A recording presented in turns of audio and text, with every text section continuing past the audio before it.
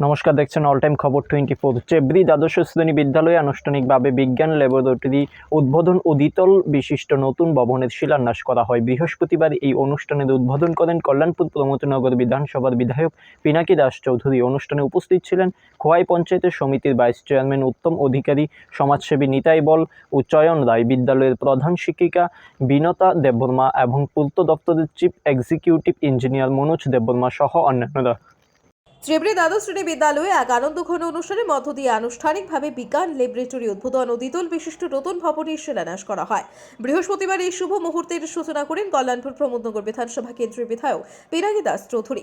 অনুষ্ঠানে বিধায়ক ছাড়া উপস্থিত ছিলেন খোয়াই পঞ্চায়েত সমিতির ভাইস চেয়ারম্যান উত্তম অধিকারী, বিশিষ্ট সমাজসেবী নিতাই বল ও চন্দ্র রায়, বিদ্যালয়ের প্রধান শিক্ষিকা বিনতা দেববর্মা এবং পূর্ত দফতরের chief executive engineer Manoj Debbarma. অনুষ্ঠানে সভাপতিত্ব করেন বিদ্যালয় পরিচালন কমিটির চেয়ারম্যান অতুল কৃষ্ণ দাস। পূর্ত দফতরের আধিকারিক মনোজ দেববর্মা জানান যে বিজ্ঞান ল্যাবরেটরির নির্মাণ ব্যয় হয়েছে 48 লক্ষ টাকা। নতুন দ্বিতল বিশিষ্ট ভবনের নির্মাণ বাজেট নির্ধারিত হয়েছে 8,51,00,000 টাকা। এই নতুন ভবনে শ্রেণী কক্ষ, প্রধান শিক্ষকের কক্ষ, অফিস রুম এবং পৃথক শৌচাগার থাকবে। বক্তব্য রাখতে গিয়ে বিধায়ক পিনাকি দাস চৌধুরী রাজ্যের শিক্ষাক্ষেত্রে উন্নতির দিকগুলি তুলে ধরেন। তিনি বিগত সরকারের আমলে শিক্ষার উন্নয়নমূলক কাজে অনীহার সমালোচনা করেন এবং বর্তমান সরকারের বিভিন্ন শিক্ষা উন্নয়নমূলক প্রকল্প সম্পর্কে আলোকপাত করেন। প্রত্যেকটা বিদ্যালয়ের জন্য সেই সায়েন্স ল্যাব যেটা করা যায় প্রপোজাল পাঠিয়েছিলাম। আজকে একটার পর বিদ্যালয় করতে করতে অনেকগুলো বিদ্যালয় আমরা অলরেডি উদ্বোধন করে ফেলেছি। উদ্বোধন আজকে তার সেই চেবড়ি দ্বাদশ শ্রেণী বিদ্যালয়ের সেই ফিজিক্স, কেমিস্ট্রি, বায়োলজি ল্যাবও আমরা উদ্বোধন করব এবং শুনলে আরো খুশি হবেন।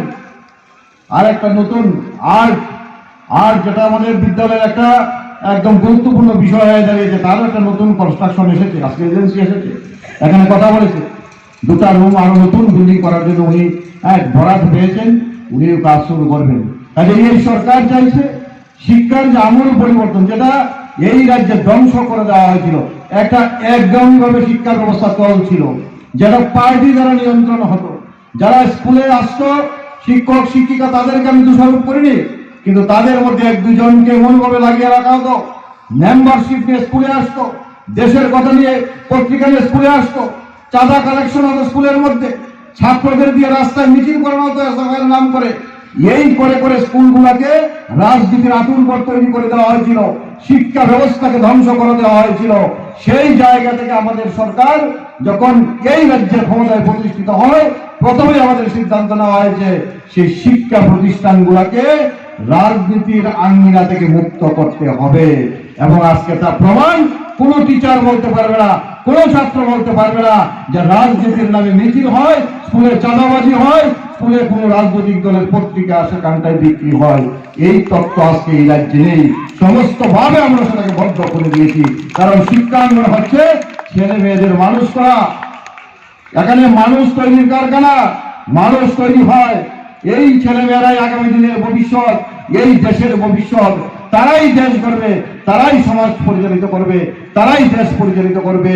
অথচ তাদের মেরুদণ্ডটাকে ভেঙে দেওয়া হতো সেই রাজনীতির নামাকরণ করে সেই বিগত দিনের কমিউনিস্ট পার্টির সরকার।